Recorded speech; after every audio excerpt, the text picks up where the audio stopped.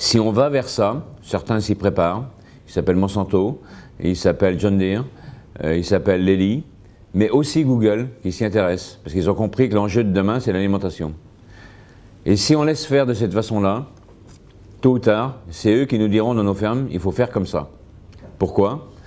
Parce que si Monsanto, demain, a l'ensemble de mes données et gère également les systèmes assurantiels, ce qu'ils ont envie de faire, si, comme c'est déjà le cas, quand j'achète des semences de maïs cette saison, elles sont achetées, dans quelques semaines, je vais recevoir un SMS, je ne sais pas d'où il vient, me disant il y a la somme de température pour semer votre telle variété de maïs est bonne. Et il y a un créneau de pluviométrie qui est bon. J'ai le choix de faire ou pas faire. Si c'est les mêmes qui m'envoient le SMS qui gèrent le système assurantiel, d'une façon ou d'une autre, ils vont savoir si j'ai semé à la date qu'ils m'ont dit ou pas.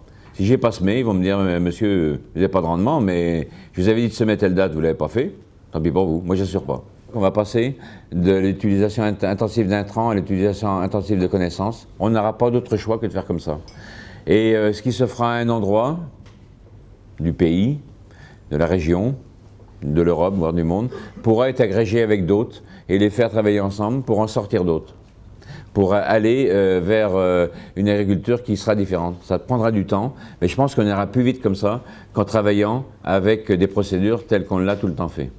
Donc il faudra encore avoir des systèmes d'audit. Certains pourront être automatisés. C'est là qu'on va voir de ce qu'on appelle l'IoT, l'Internet des objets, entrer en œuvre, avec des puces RFID qui pourront se mettre à différents endroits de la supply chain, de la chaîne de distribution notamment, et de commercialisation, pour apporter les preuves. Tout ça, ça reste à construire. Mais c'est une vision totalement différente de la supply chain qui va devoir se mettre en place. Le réseau collaboratif maillé n'a pas de hub. Donc c'est l'ensemble qui s'interconnectent pour le faire. Ça peut paraître bizarre, mais on a les capacités techniques de le faire actuellement. Et la blockchain, c'est ça. C'est qu'on n'a pas besoin de concentrer à un endroit pour s'assurer que c'est vrai. Ça s'interconnecte directement. Donc la notion de hub disparaît. Si elle disparaît, il n'y a plus le souci de savoir celui qui manipule au milieu, il n'y en a plus.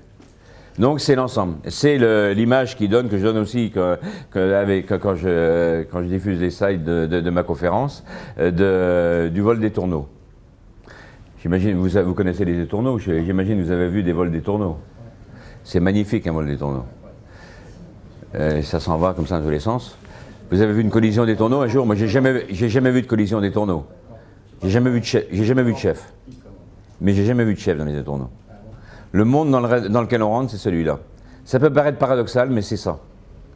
Et c'est ce qui permettra d'empêcher justement cette manipulation. Merci beaucoup.